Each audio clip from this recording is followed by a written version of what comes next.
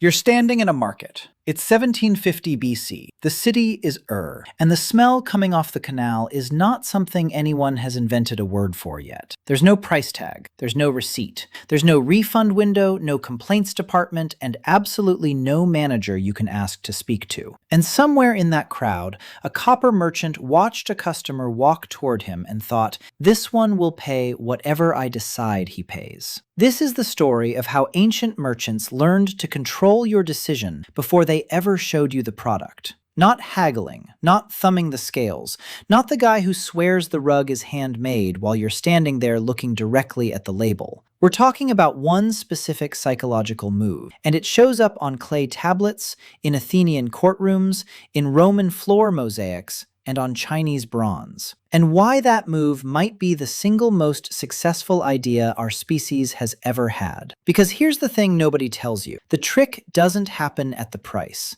It happens before the price. The merchant's real product was never the copper, or the fish sauce, or the needles. It was the comparison. And the evidence for this is genuinely insane. The oldest one-star review in human history. Let's start in in what's now southern Iraq, around 1750 BC. A man named Nanni sent his servant to a copper trader called Ea-nasir with payment already agreed. Ea-nasir sailed to Dilmun, the island we now call Bahrain, bought copper, and brought it back to sell in Mesopotamia. On this occasion, he showed Nanni's servant a batch of ingots that were, by Nanni's account, garbage. He didn't apologize. He didn't offer a better lot. He essentially told the servant to take it or leave. So Nanni sat down, picked up a reed stylus, and pressed a complaint into wet clay. That tablet survived. Leonard Woolley dug it out of Ea-nasir's own house. The British Museum acquired it in 1953,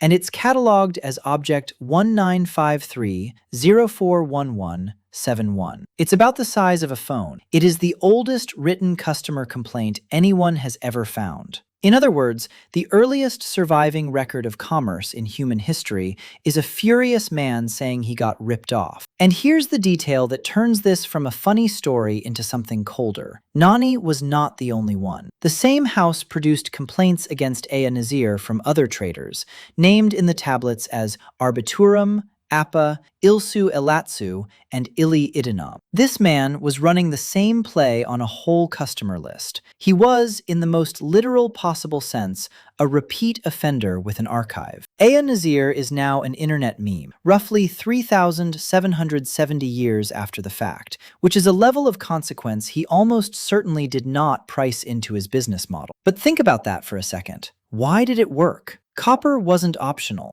Sat on the Persian Gulf but had no metal of its own, so the copper had to come from over 600 miles away, financed by groups of merchants pooling silver and oil for a single risky voyage. Nanni could accept bad ingots, or he could accept no ingots. Ea-nasir hadn't beaten him on quality, he'd beaten him on alternatives. That's the trick in its rawest form. It predates money as we know it. It predates the alphabet. It predates literally every merchant, shop, and marketplace you have ever walked into. The beach where nobody spoke. Now let's go further out, to the edge of the known world. Herodotus, writing in the 5th century BC, describes a Carthaginian trading practice on the Atlantic coast of Africa, somewhere beyond the Pillars of Heracles. It's in Book 4, section 196, and it's short enough to be unsettling. The Carthaginians land, unload their cargo, lay it out neatly on the sand, walk back to the ships, and light a fire so the smoke can be seen. Then they wait.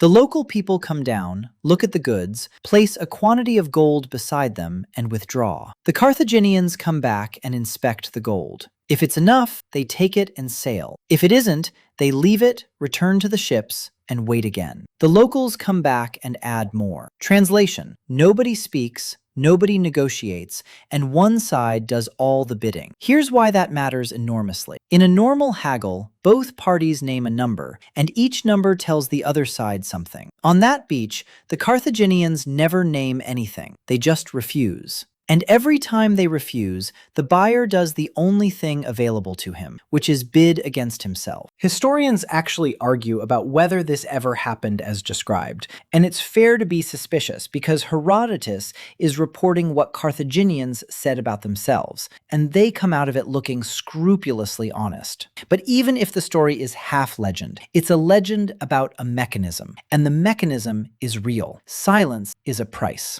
It's also the world's first documented instance of leaving someone on red. Think about that for a second. Every make me an offer listing, every silent pause after you say a number in a negotiation, every recruiter who asks for your salary expectations before telling you the range is running the beach. It's the same move. Say nothing. Let them talk. Let them raise. Athens, 386 BC, where this was a capital crime.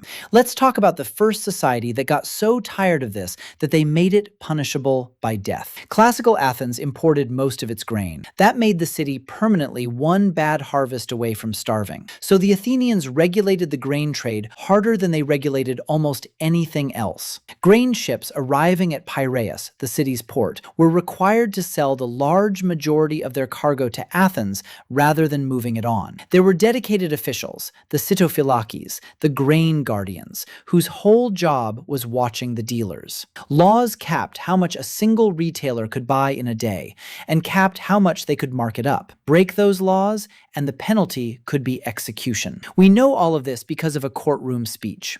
Around 386 BC, at the end of the Corinthian War, a group of Athenian grain retailers were prosecuted for buying up more grain than the law allowed. The speech survives as Lysias 22 against the grain dealers, and it is a genuinely strange read because the whole thing turns on one accusation, that these men were profiting from fear. In other words, they weren't accused of selling bad grain. They were accused of manufacturing the shortage that made good grain expensive. Here's the part that should be sitting in the back of your mind. If a city is willing to kill you for hoarding, the behavior must have been common enough to legislate against, profitable enough to risk your neck for, and hard enough to detect that you needed a dedicated squad of inspectors watching the docks. Athens invented democracy, jury trials, and the theater. It also invented the market regulator, because it had to. The speech ends with an argument that is basically a pricing pitch to the jury. Convict them, the speaker says, and grain gets cheaper. Acquit them,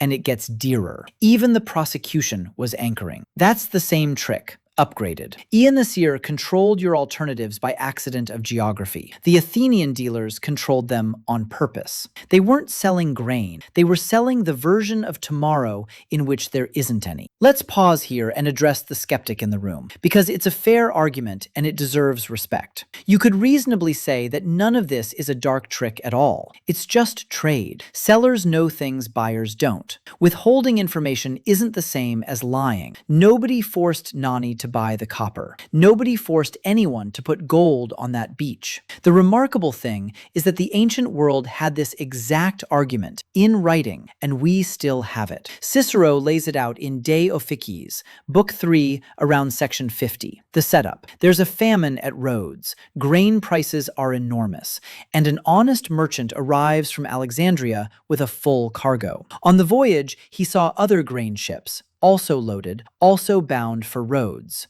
In a few days, the price will collapse. Does he tell the Rhodians, or does he keep quiet and sell at the famine price? Two Stoic philosophers had already fought over it. Diogenes of Babylon said the seller must declare actual defects in the goods, as the law requires. And beyond that, he's free to sell as well as he can. He hasn't misrepresented anything. He charges no more than his competitors. Who exactly has been wronged? His student, Antipater of Tarsus, said no. Everything must be disclosed, so that the buyer knows nothing less than the seller. And look, Diogenes has a real point. A world where every seller must volunteer every advantage they hold is a world with no trade in it, because information is the only thing most merchants are actually selling. Cicero himself takes the argument seriously enough to walk through it for pages before landing on Antipater's side. But here's why the counter-argument isn't enough. Diogenes is defending silence. Almost nothing in this video is silent. silence. Nanni's ingots were shown as good ones. The Athenian dealers were accused of moving the market, not just sitting on it. And the merchants we're about to get to didn't withhold a comparison. They built one and handed it to you.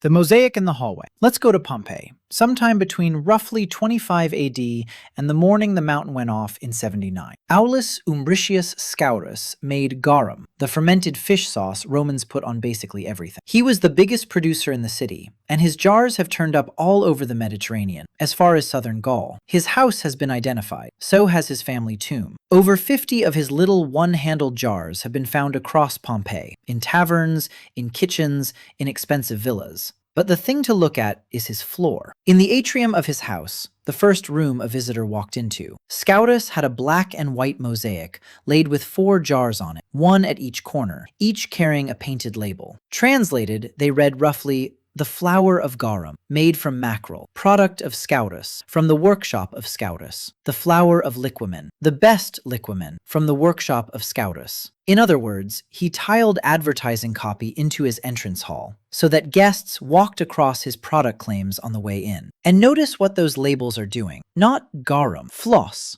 the flour, the first pressing, optimum, the best. Roman buyers could also get garum excellence and garum floss, the flour of flowers. That's a product ladder. Nobody needs 4 grades of fermented fish. What 4 grades give you is a place to stand, so that the middle option feels sensible, and the top one feels like a decision about yourself. Small, medium, and large were invented so that you would buy medium. And a man in a Roman fishing town figured that out before anyone had invented the concept of a Tuesday. Here's where it gets genuinely uncomfortable. Scaurus wasn't hiding anything. The grades were probably real. He wasn't lying about the mackerel. He simply decided, in advance, what your options were, and then let you feel clever choosing among them. That is the trick evolving from a weapon into furniture. Think about that for a second. He did so well selling it that he moved into politics and ended up holding office under Nero. The fish sauce guy became a magistrate. That is what controlling the comparison is worth. The white rabbit. Now let's go forward about 1,000 years to Jinan in Shandong province, in Song Dynasty, China. A family called Liu ran a needle shop. At some point, they had a plate engraved in copper alloy so they could print wrappers for their product.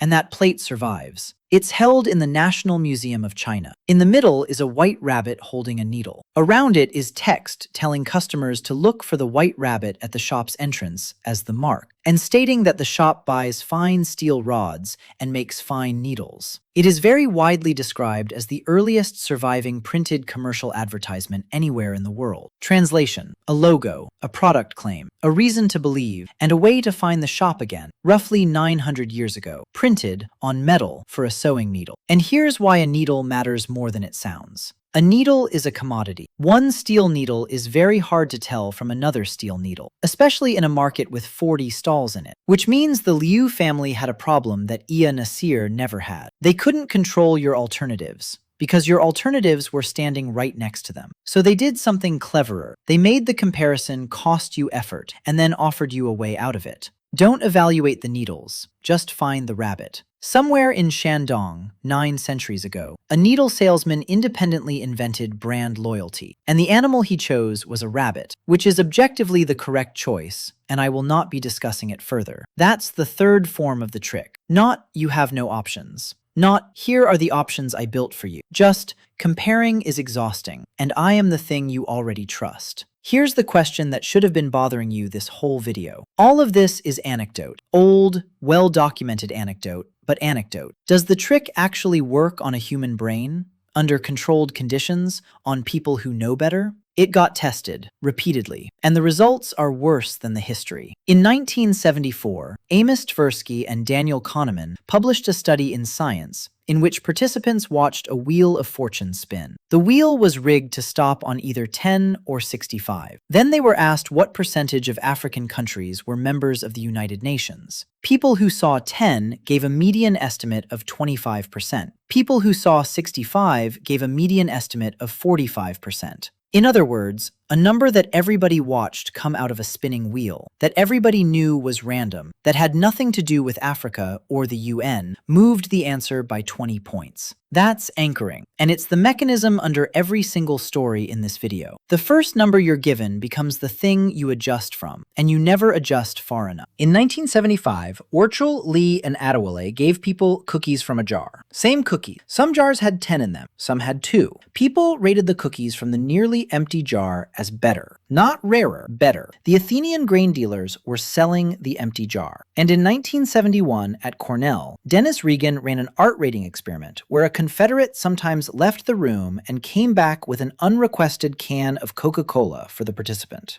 Later, he asked them to buy raffle tickets. The people who'd been handed a free Coke bought about twice as many tickets, and the tickets cost far more than the soda did. Nobody asked for the Coke. It worked anyway. Free sample, free trial, complimentary bread, the mint on the check. Think about that for a second. 3 separate laboratories, decades apart, confirming that ancient merchants had correctly reverse-engineered the human brain, using nothing but a market stall and about 4,000 years of trial and error. So what dark trick did ancient merchants use to make you buy anything? The honest answer is that it was never one trick. And it was never really about the product. They controlled the comparison, sometimes by removing your alternatives, the way Ea-nasir did in Ur in 1750 BC, sometimes by refusing to speak, the way Herodotus says the Carthaginians did on that beach, sometimes by manufacturing the shortage, which Athens thought was serious enough to be a capital offense in 386 BC. Sometimes by building the ladder for you, the way Scaurus tiled it into his hallway, and sometimes just by being the rabbit. The physical evidence takes us back at least 3,770 years with real confidence, and almost certainly much further with reasonable speculation, because clay survives and conversation doesn't. What we do know is this. Every one of these moves was discovered independently, in different centuries, on different continents, by people who had never heard of psychology, and every one of them was later confirmed in a lab. It predates advertising. It predates currency. It predates literally every brand whose logo you could draw from memory right now. And next time a price appears next to a higher price that's been crossed out, or a page tells you there are 3 left, or someone hands you something free before they ask you for anything, you're not looking at modern marketing. You're standing on that beach, adding gold to the pile, wondering why the ships haven't left yet. The merchants never got smarter. We just never got harder to sell to.